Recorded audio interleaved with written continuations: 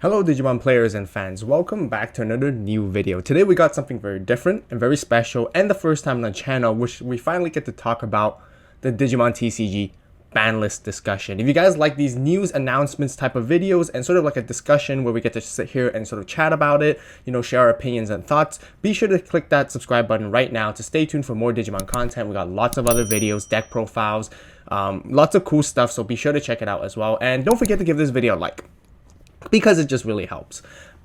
So basically a couple weeks ago in Digimon TCG in Japan or in the Asia region, they basically announced that there will be an upcoming ban list and restriction list for certain cards for that format. Now, for us as North American or English TCG players, we're just sitting here just wondering, what does that mean for us? And well, today we actually get some answers, and that is because the social media platform of the Digimon TCG this morning just basically blew up all over the place with lots of different things to cover.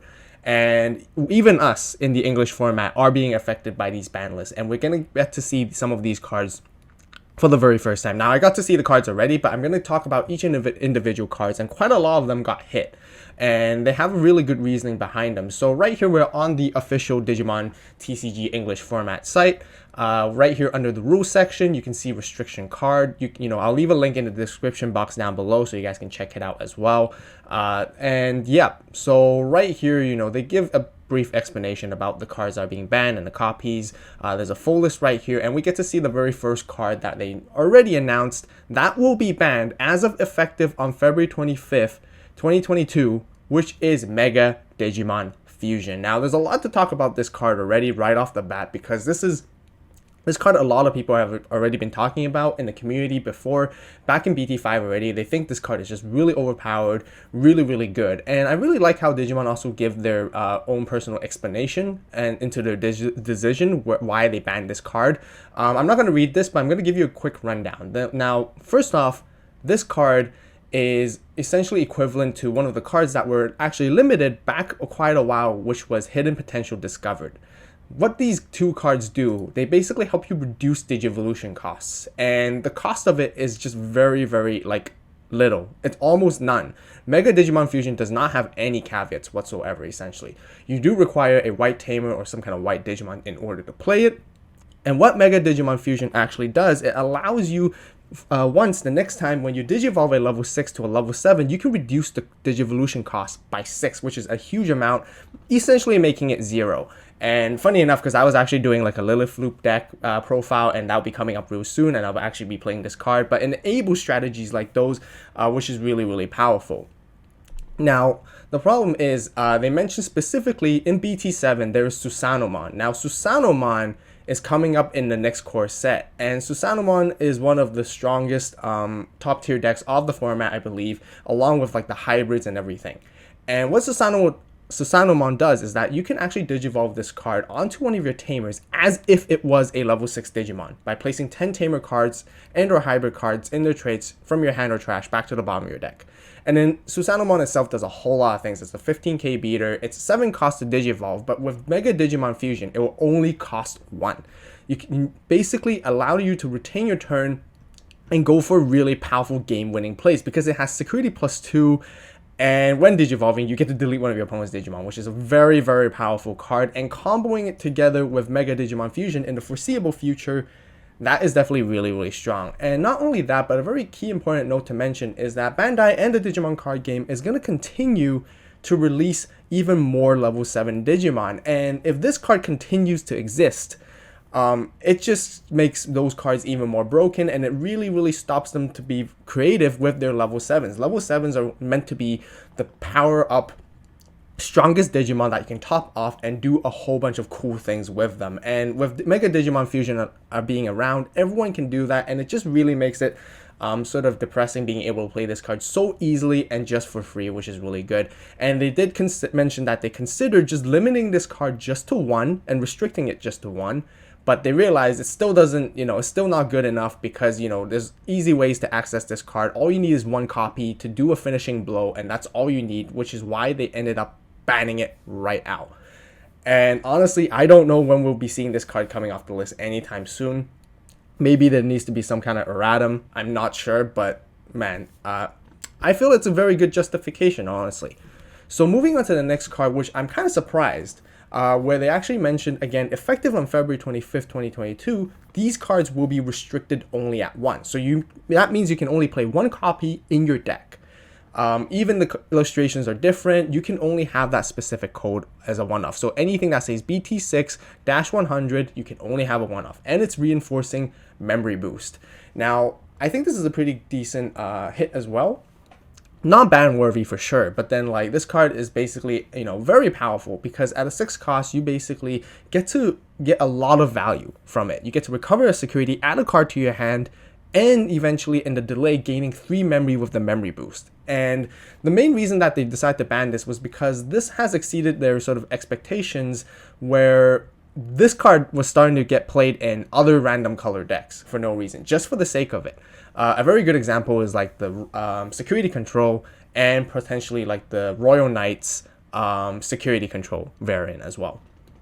And being able to simply splash this card in for free, it's just way too good. And I can totally see and understand why, again, this card needs to be limited to sort of like slow that down and make security control less oppressing, because it is kind of, annoying dealing with it, playing against it. It is a very tough matchup, and I do think security control in the English format right now is very, very strong. And I think, having this hit is pretty decent as well.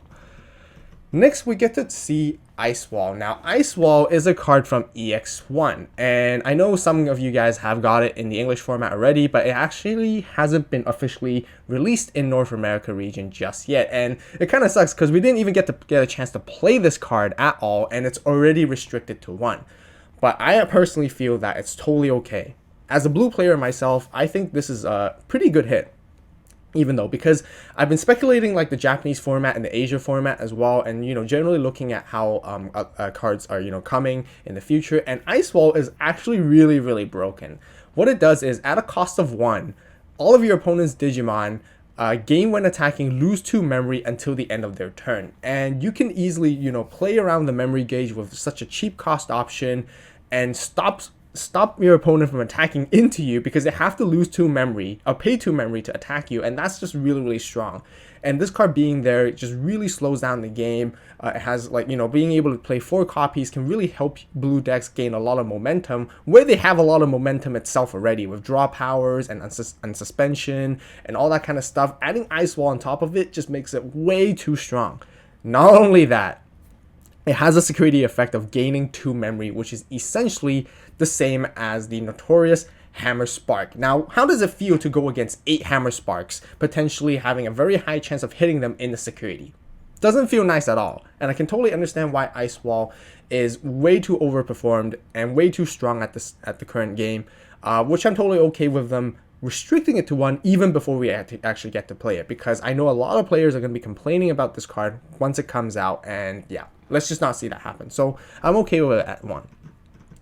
Now we got even some more interesting stuff. We got some more cards that are restricted to 1, effective on April 2022 instead, at the time of BT8 pre-release. Now, I'm not too sure why they made these choices, but I'm already really sad to already see Savior Hackmon, which I was kind of taken by surprise, right? Because this one is the card that nobody really talked about, nobody really mentioned, and Jesmon is one of my personal favorite decks to play in the current format, and I'm already sad to see in 3 months' time, man, this card is not. It's not like it's not allowed, but then you're only allowed to have 1 copy in your deck. I mean, it is strong. It is really key for the Jesmon strategy, and it basically runs it and makes it very powerful. That's the whole point of Savior Hackmon.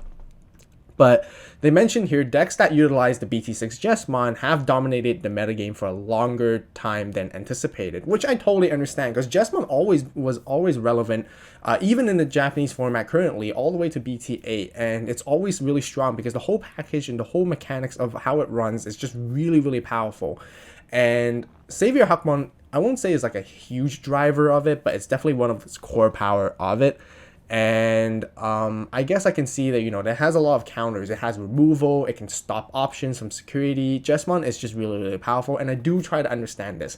I kind of felt like maybe restricting it to 2 copies would be a little bit better, but restricting it to 1 seems to be a bit too hard for me. But maybe just because I just have a soft spot for Jesmon, and that's why I kind of feel that way. But it is what it is. So moving into April, it's also very understandable, because if you look at all the cards that they've announced that have been sort of like banned and restricted, it's very predictable that Jesmon's going to come back really, really strong. And a lot of people are going to be playing Jesmon as soon as these cards are sort of restricted and banned, because these cards are genuinely the cards that, allow you to sort of not directly combat against Jesmon, but it gives you a even fighting power.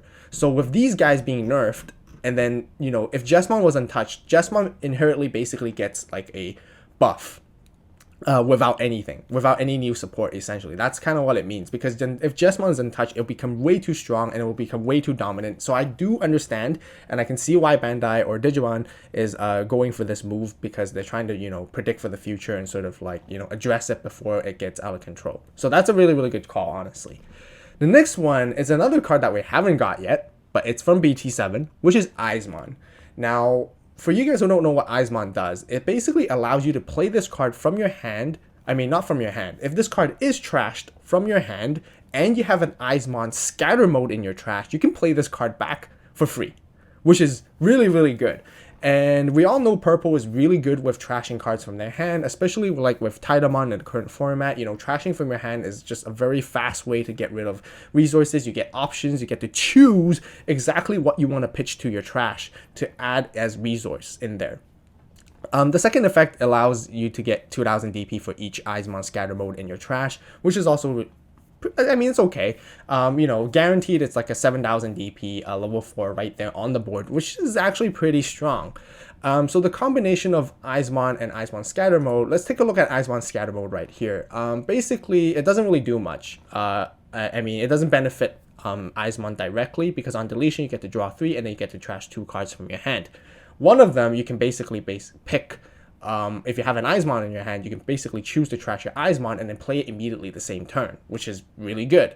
And Eisemon scatter mode is basically there just to act as resource in your trash. All you need is 1 copy of it, and then already your Eisemon by itself can just do a whole lot of things. Imagine purple being able to like flood the board so quickly because of the synergy with Eisemon and the whole trashing mechanic. It gets very oppressive, and it makes them makes it not very fun for the player, because it feels like you get to play so many cards and without again paying too much cost for it. So that will basically round up for another restriction. I definitely agree with that. And now we actually get to jump back into the older list back in 2021 February, which was basically almost last year.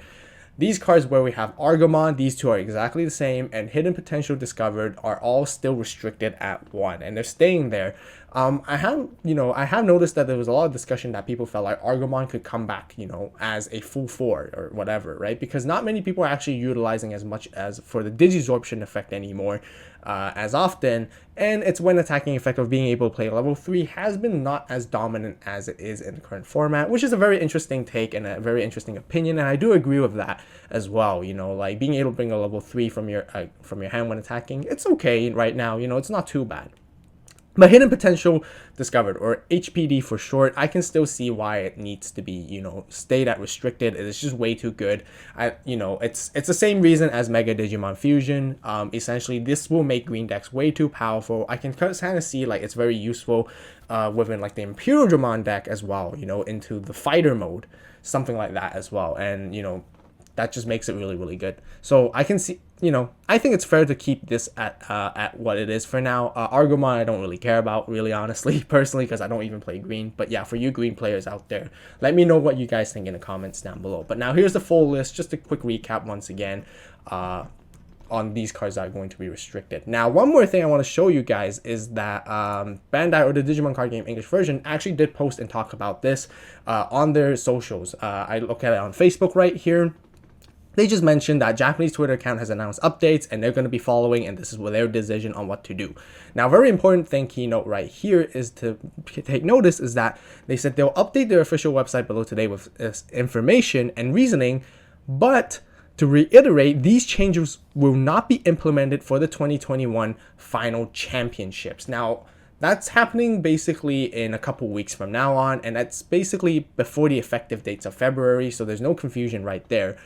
Because, you know, for any one of you guys who are going to be playing in the 2021 final championships or the nationals, if you per se, these cards are basically unaffected, so you can still play your regular decks right there. So, you know, for you guys who still really want to enjoy the Lilith loop with Mega Digimon Fusion, enjoy it while you can. You know, for you guys who are still wanting to play like Jesmon, enjoy it while you can, and I certainly will try to enjoy my Jesmon as much as I can until then. But yeah. So that basically wraps up for this video, this whole ban list and restriction list discussion right here. Very interesting topics. I really like talking about it and sort of like sharing my opinions and thoughts on what I think so far.